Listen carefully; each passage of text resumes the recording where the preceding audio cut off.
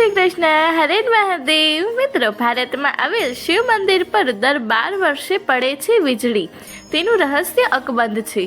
भारत में घणा अद्भुत मंदिरों आवेला छे, तेमांथी एक हिमाचल प्रदेशना कुल्लूमां स्थित छे, जे वीजળી महादेव तरीके ओळखाय छे। कुल्लूनो संपूर्ण इतिहास महादेव साथे जोड़ायेलो छे। कुल्लू शहर में ब्यास और पार्वती नदीना संगम नजीक एक उच्च पर्वत पर वीजળી महादेवનું प्राचीन मंदिर आवेलू छे। ते समग्र कुल्लू खीण में एवं मानवामां आवे छे के आ खीण एक विशाल साप जेवा आकारनी छे।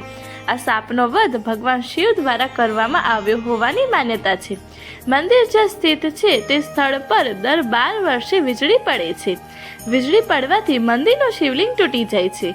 અહીંના પૂજારી આ ખંડિત શિવલિંગના ટુકડાઓ ભેગા કરે છે અને તે માખણની સાથે જોડે છે।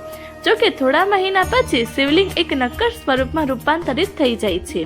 આ શિવલિંગ પર દર 12 વર્ષમાં શા માટે વીજળી પડે છે અને આ સ્થળનું નામ કુલ્લુ શા માટે છે તેની પાછળ એક દંતકથા જોડાયેલી છે। જો કે શિવલિંગ પર પડતી વીજળી પાછળનું રહસ્ય હજી સુધી કોઈ વ્યક્તિ ઉકેલી શક્યું નથી। વીજળી શિવલિંગ પર પડવા અંગે કહેવામાં આવે છે કે ભગવાન શિવ નહોતા ઈચ્છતા કે જ્યારે વીજળી પડે તો કોઈ જાનધનને નુકસાન પહોંચે। ભગવાન લોકોને બચાવવા માટે આ વીજળીને પોતાની પર લઈ લે છે।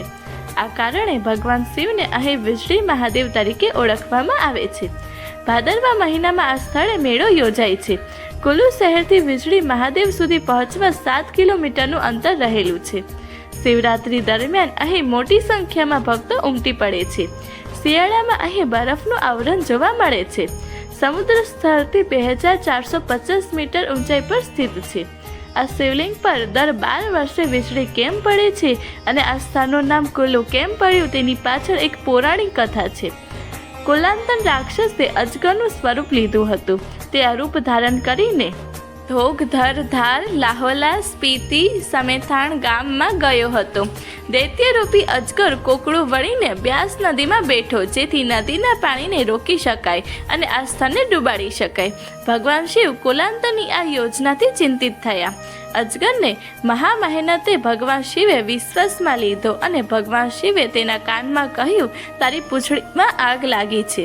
શિવની આ વાતથી તે પાછળ તરફ વળ્યો અને ભગવાન શિવે તેના મસ્તક પર વાર કર્યો અને તેનું મોત થયું।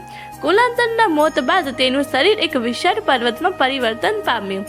આ સ્થળે કુલાંતન પરથી કુલ્લુ નામ પડ્યું હતું। મિત્રો, તમને મારો આ વિડીયો પસંદ આવ્યો હોય તો કોમેન્ટ જરૂરથી કરજો અને આવા જ નવા વિડીયો જોવા માટે મારી ચેનલ નિશી નોલેજને લાઈક, શેર, સબસ્ક્રાઈબ અને કમેન્ટ કરવાનું ભૂલશો નહીં। હર હર મહાદેવ।